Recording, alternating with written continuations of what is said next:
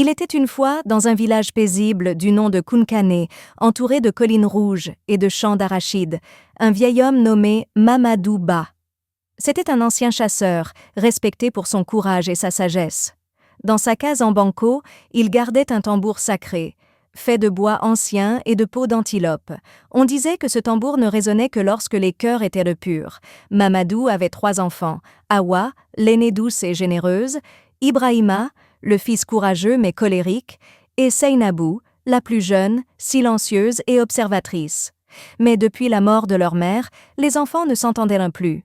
Des jalousies étaient données, des paroles blessantes échangées, et chacun vivait désormais dans un coin du village sans jamais se parler.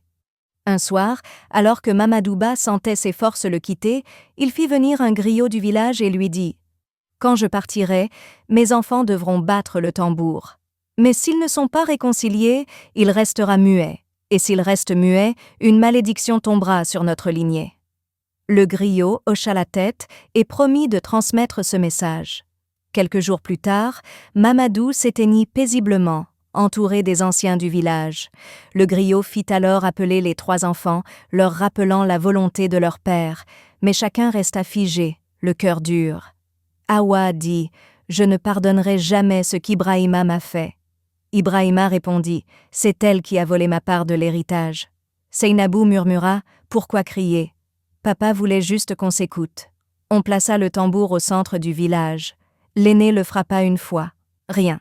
Le frère essaya. Aucun son. Seynabou enfin posa doucement ses doigts sur la peau. Un très léger souffle s'échappa, puis plus rien. Le tambour était silencieux. Dès cette nuit-là, des choses étranges commencèrent à se produire. Les arachides séchaient avant même la récolte. L'eau du puits devint trouble. Les enfants du village tombèrent malades sans raison.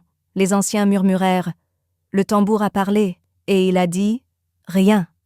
Les villageois supplièrent les 3 enfants de se réunir, mais l'orgueil était un mur plus haut que les collines de Kounkané. Une nuit, Seynabou rêva de son père. Il était assis sur une pierre, le tambour entre ses jambes. « Ma fille, dit-il, le pardon est une graine, il faut l'enterrer, l'arroser et attendre, mais si tu refuses de semer, tu n'auras jamais d'ombre. » Au réveil, elle alla voir Awa, puis Ibrahima. Elle ne parla pas beaucoup, mais elle écouta. Elle pleura et demanda pardon, même pour ce qu'elle n'avait pas fait.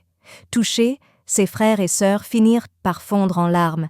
Ils se prirent dans les bras pour la première fois depuis des années. Le lendemain, au lever du soleil, tout le village était là. Les 3 enfants s'approchèrent du tambour.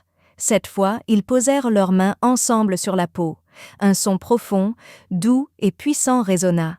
Il roula entre les cases, traversa les champs, grimpa les collines. Les oiseaux chantèrent, la pluie tomba, et le puits redevint clair. Le griot déclara « Le tambour du silence ne résonne que pour les cœurs réconciliés. Mamadouba peut reposer en paix. »